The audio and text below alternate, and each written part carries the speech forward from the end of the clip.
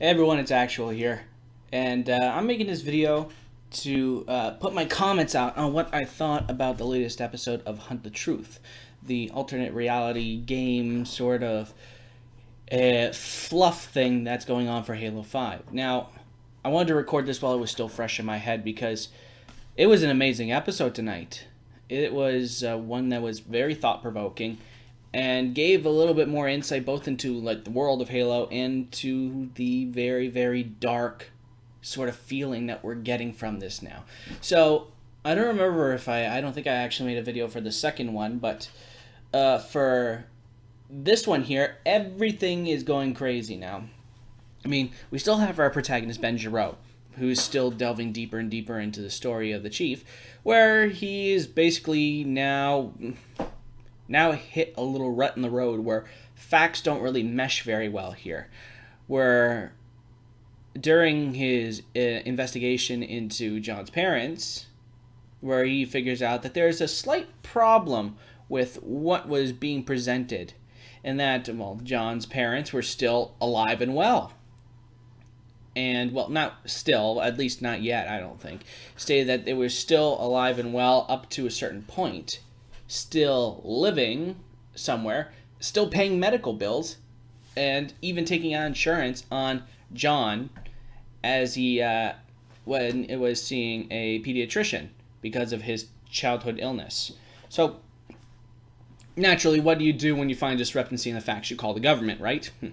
So talking again to Sully was interesting because he puts out that same demeanor that we saw before with the whole, you know what, it's just like a little glitch in the system. Don't worry about it. Trust me.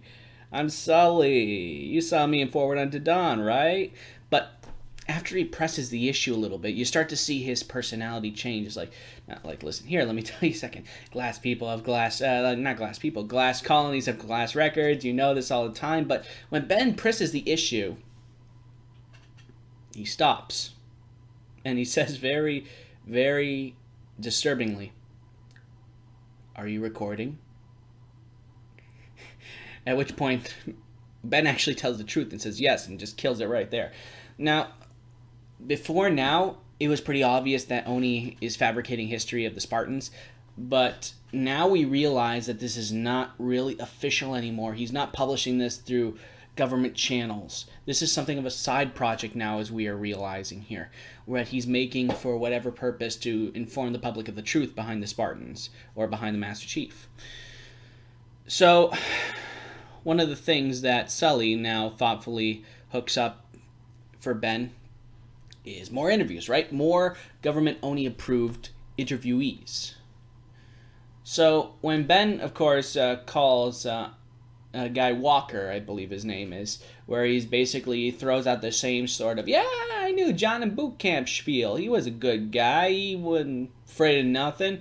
And he was so selfless. He tried to come and last all the time so that we wouldn't, feel bad, wouldn't have to walk home. And what's funny is, even though this is a fabrication, this is actually some half-truth to it. In that, that the Spartans, of course, during the training did have similar sort of drills. They did have similar exercises where we did see John display some degree of, at first, selfishness, thinking that he could finish up first.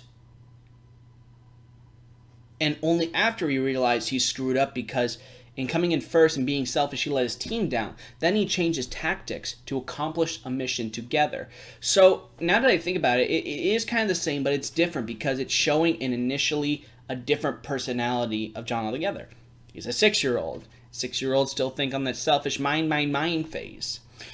So what's also interesting is they pull another great thing from Fall of Reach, is that when Ben hits up another contact through a conspiracy theorist that basically says, oh, the government's lying, we see there was an ODST that was actually part of the group in Fall of Reach that attacked John on orders of the Chief Petty Officer. So, of course, Ben is thinking, wait a second, the CPO told you guys to fight this teenager? He says, no, he wasn't a teenager.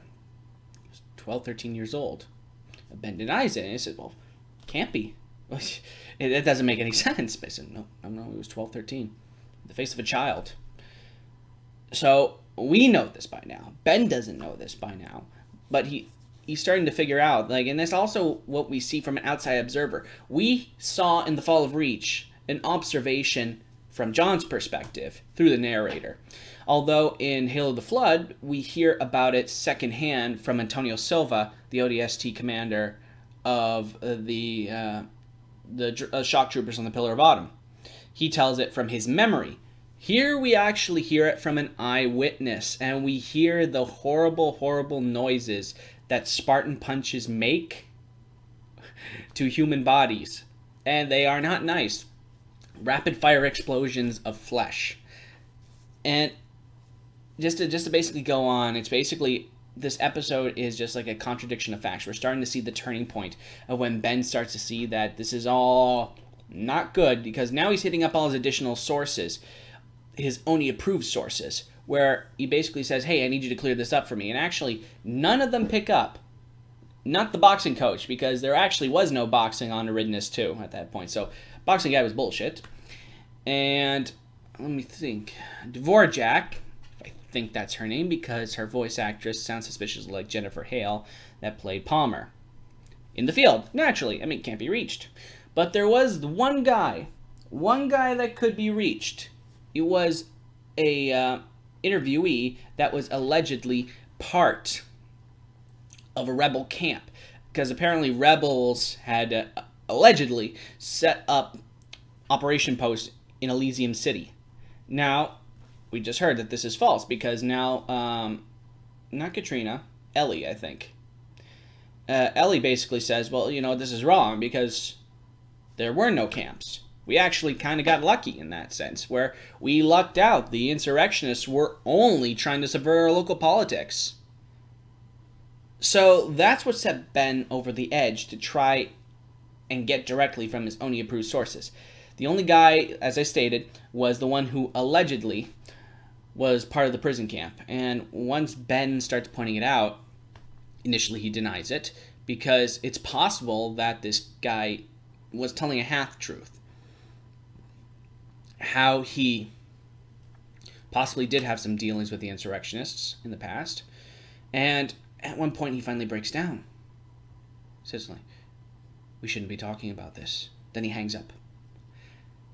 Because, as Ben reveals, they had this conversation over public communications channels, meaning that anybody could have been watching him. This episode was great because it had me on the edge of my seat. I was feeling stress, absolute stress, the further and further he grew into this, because I knew, like, Oni was corrupt. Anyone who knows the game knows that Oni was corrupt or has been doing their own things on the side, never mind the fact that stealing children at the age of six, modifying them in terms of their augmentations, and basically sending grown men to fight preteens. But it was all deeply disturbing to hear it from a person actively, like a normal person, just a journalist, trying to sift through it to find some truth, only to find things he wasn't planning on finding. Discrepancies and problems that I feel may have added up for him. And I was like biting my nails, wondering, like, well, not literally, but wondering, when is this going to become rough for him? This is Lucy over here. Lucy, come here. Lucy. Anyways, Lucy doesn't have much to say on this particular subject, but how much am I on? 9 minutes? Actually, you know what? That's not a bad video length. So, this is a great episode. I'm really looking forward to next week's. And I have to wait an entire week to hear these things, but you know what? They are worth it. Every single one has been worth it. This is beautiful storytelling. This is beautiful world building. This is also wonderful advertising, because let's face it, this is kind of the point of Hunt the Truth, as a lead up into Halo 5 when we finally get a reveal.